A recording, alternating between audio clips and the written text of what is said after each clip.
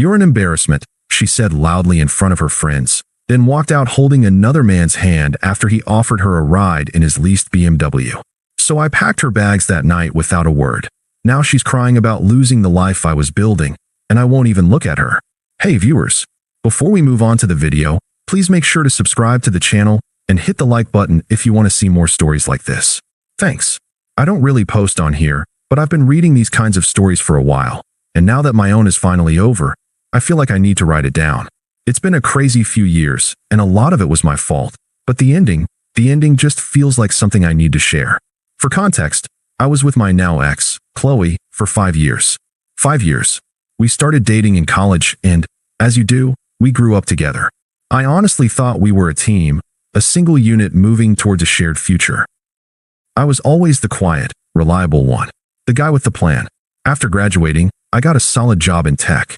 It wasn't glamorous, and it certainly wasn't the kind of thing that would land me on the cover of a magazine, but it paid well and had great benefits. I'm a planner. I believe in delayed gratification. I wasn't the kind of guy who bought a brand new car the second I had money in my account. Our goal, was a house. I'd been socking away every extra cent I had into a separate, high-yield savings account for a down payment for 2 years. Chloe, on the other hand, was an entirely different person. She worked in marketing and was constantly obsessed with image, social media, and what she called living in the moment.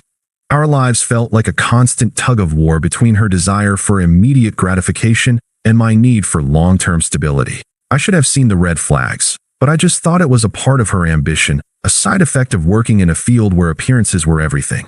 I was wrong. The image, the ambition, it was all a front, a fragile shell hiding a selfish core. The beginning of the end came at her company's annual gala. It was a black-tie event, held in a ridiculously ostentatious ballroom with gold leaf on the walls and chandeliers the size of small cars.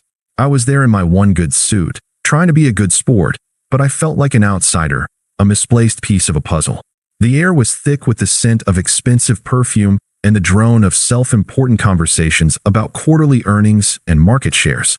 Chloe was in her element, flitting around from group to group, talking about branding and social capital with her coworkers. One of them, a guy named Alex, was particularly aggressive. He was a used car salesman who talked like he owned the place, all swagger and rented confidence. He had a brand new BMW M3 he was clearly leasing, and he wouldn't stop bringing it up, gesturing to it through the enormous windows of the ballroom. During a lull in the conversation, one of Chloe's friends mentioned her boyfriend had just bought her a new car, a fancy one. Chloe, with her friends watching, turned to me, and there was this look on her face, a mix of disdain and impatience, as if I were a project she was forced to present to a panel of judges.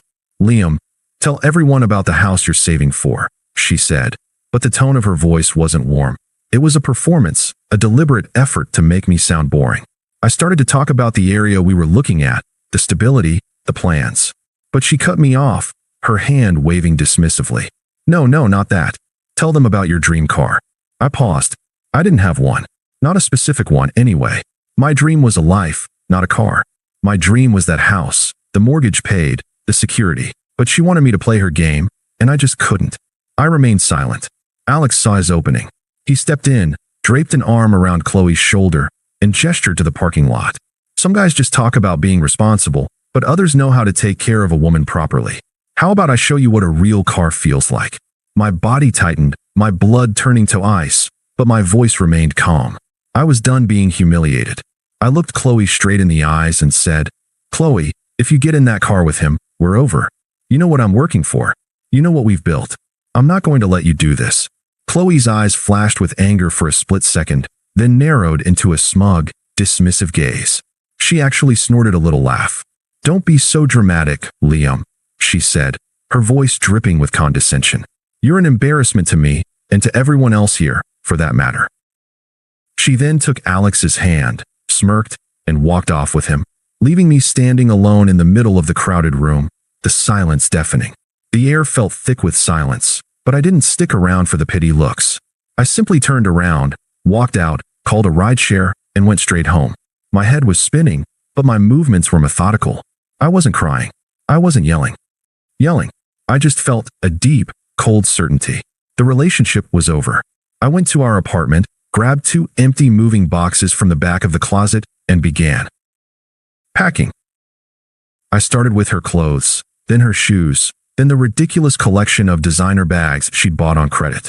I packed up everything that was hers and stacked it neatly by the front door. The engagement ring I had been planning to give her, which was hidden in my sock drawer, I simply put in a small box and placed it inside a locked safe, like a forgotten memory. A few hours later, I heard the key in the lock. The door opened, and a giggling Chloe walked in. She was still in a great mood, probably expecting to find me sitting on the couch, heartbroken and ready to beg for her to come back. The faint smell of expensive perfume and gasoline filled the air. She saw the boxes. Her face froze. The giddiness evaporated, replaced by shock, then fury. What is this, Liam? Are you actually serious right now? You're going to overreact like this because I went for a ride. I didn't say anything. I just picked up the last of her things, a scarf she'd left on the kitchen counter, and handed it to her. She shoved it back into the box and looked at me, her eyes wild. Fine. You know what? You're right. This is for the best. You're so stuck in your safe, little world. You're too controlling and you're an embarrassment. We were never on the same level anyway. Alex actually understands what it means to live. He lives in the moment. He doesn't save for years to get some boring little house in the suburbs. I'm going to have a life you could only dream of, Liam. A life of fun, of spontaneity. A real life. You just exist. You're a placeholder, a security blanket. I'm done with security blankets. She grabbed a bag, slammed the door so hard a picture fell off the wall, and stormed out, her final words echoing in the silence. And with that, she was gone. My silence was my final word. I didn't chase her. I didn't yell her name. I just stood there, the silence in the apartment feeling, for the first time, like a peaceful, empty space instead of a hole in my heart. The old me would have been crushed. The old me would have called her, would have begged her to come back. But a new me had emerged in that brief, painful moment at the gala. This new me was stronger, and most importantly, he was finally free. For the next few months, I went completely silent. I blocked her on everything, her number, her social media, her email address. I cut off a few mutual friends who I knew would act as spies, or worse, would try to convince me to just talk to her. It was hard at first, but the silence became my sanctuary. It was a conscious choice to not allow her or anyone else to disrupt the process of healing. I wasn't ready to talk about it. I wasn't ready to hear her excuses. I just needed to be alone. The part of me that had been constantly trying to justify her behavior, to find excuses for her, was finally quiet. The space in the apartment felt empty, but it was a good empty. It was filled with peace. I put all my focus into my life. My work thrived because I was no longer distracted by the constant emotional drama and the quiet anxiety of wondering what she was going to do next. I used my savings for the down payment on a small, 2-bedroom condo. It wasn't a mansion, it wasn't a palace, and it certainly wasn't a $130,000 car, but it was mine. All mine. I still remember the feeling of signing the papers and getting the keys. The quiet pride that came with it was a feeling I had never felt before. The condo was just big enough for me, and I spent my evenings painting the walls, decorating, and making it my own. I also started a side gig I'd been thinking about for years, a small online business selling custom furniture I built myself. It was an incredibly fulfilling outlet. I found solace in the smell of sawdust, the feel of a freshly planed piece of wood, the methodical work of creating something beautiful with my own 2 hands. It was a metaphor for my life. I was building something new, something real, something that was entirely mine. The emotional shift was gradual, but profound. The internal monologue I had with myself evolved from shock to a quiet sense of purpose and peace. I realized I wasn't just getting over her. I was getting better. The life I was building was my true dream. A dream of stability, of creativity, of genuine happiness, and it didn't involve her. I started going to the gym more, picking up old hobbies, and reconnecting with friends who had drifted away during my relationship with Chloe. I was becoming the person I was always meant to be, not a security blanket for someone else, but a person with his own life, his own passions, and his own peace. Then, the whispers started coming back to me through a few mutual friends who hadn't completely taken her side. Alex, it turned out, was living a life he couldn't afford. The BMW was a lease, and the payments were crushing him.